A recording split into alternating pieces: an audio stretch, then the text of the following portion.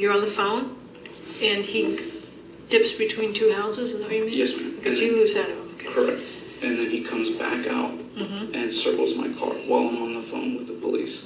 Okay, is he saying anything to you? I couldn't hear. My windows were up. Okay. As soon as I saw him coming up, I rolled up my windows and I stayed on the phone with dispatch. Okay. Your car was running? Yes, the lights were on? Yes, ma'am. Okay, so you knew somebody was in this car? Yes, ma'am. And is he walking completely around the car? Yes, ma'am. Okay. And dispatch asked me where he went. I didn't know the name of the street that I was on. So you'd come off your street and got into another street? Yes, ma'am. At some point, That okay. goes in, cuts through the middle of my neighborhood. Okay. I didn't know the name of the street or where he went. So I got out of my car to look for the street sign and to see if I could see where he cut through so that I could tell. So after you circled your car, he disappeared again? Yes, ma'am. Okay. Then dispatcher told me, where are you? And I said, I'm trying to find out where he went. And he said, we don't need you to do that. And I said, well, okay. He said, we already have a police officer en route. And I said, all right. And I had gone through the dog walk where I normally walk my dog, and walked back through to my street, the street that loops around. And he said, we already have a police officer on the way. So I said, okay. They said, would you like a police officer to meet you? And I said, yes. And I told them where my car was and the make and the model. So I was walking back through to where my car was, and he jumped out from the bushes, and he said, what the f*** is your problem, homie?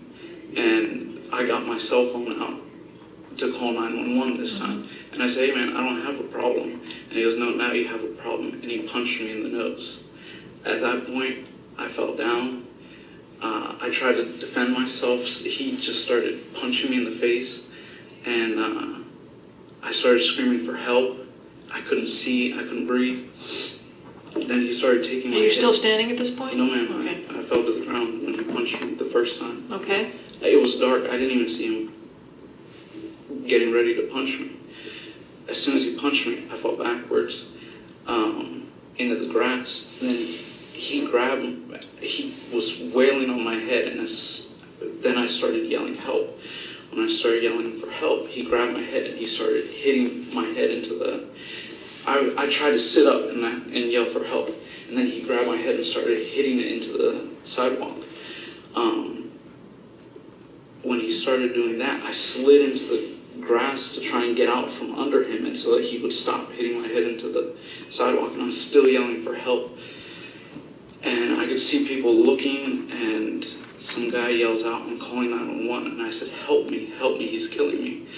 And he puts his hand on my nose and on my mouth, and he says, you're gonna die tonight.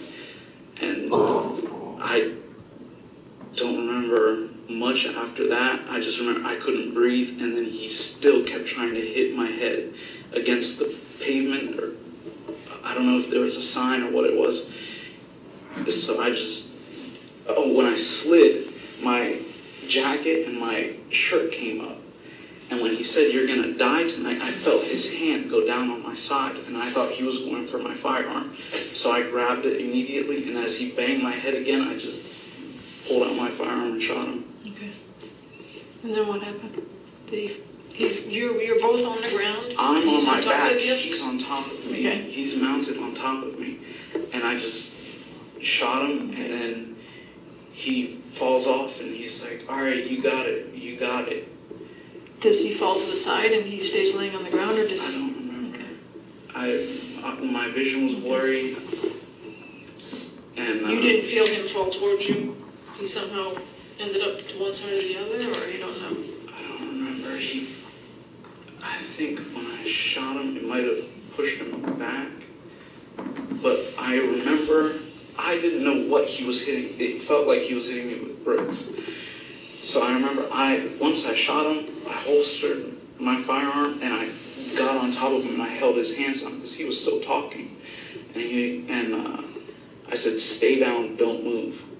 And then somebody comes out, and I couldn't see, there was a flashlight in my head, so I asked if it was a police officer.